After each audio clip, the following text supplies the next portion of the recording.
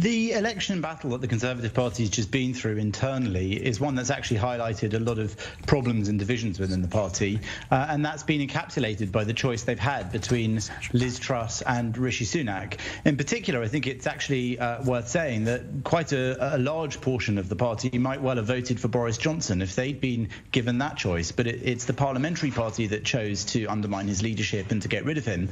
And thus, I think the Conservative Party, despite having chosen her as its leader, is now going to have quite a job to reunite, and to reunite in a way that means they stand any chance of winning the next general election.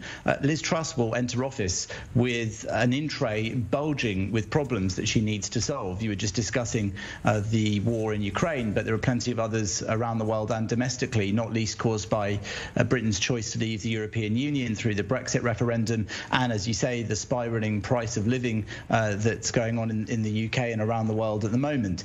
So Liz Truss's attitude towards those things has been throughout the campaigning period one of saying that she believes in tax cuts and letting people keep hold of more of their own money in order to help them with this cost of living problem. But of course, many have pointed out, and Rishi Sunak was leading them, that that's just effectively going to mean that the government needs to conduct more borrowing, and that in due course, after a period of enormous borrowing because of the COVID crisis, Britain's not going to necessarily be fiscally sound.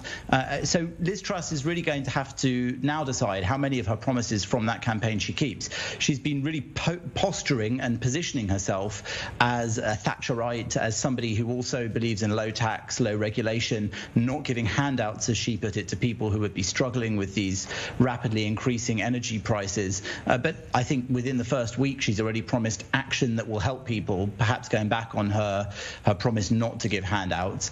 She says she's going to long-term focus on energy supply, but of course long-term isn't going to win her the next election. She's halfway through a parliament, and she's going to have to prove herself to the nation in that short time in order to get re-elected. So I think that Liz Truss herself, while she has a solid reputation going back, especially recently as the Foreign Secretary, she is somebody that's seen as a safe pair of hands, less slick, less sort of stylish than Rishi Sunak. People perhaps thought more authentically conservative, less focused on appearance.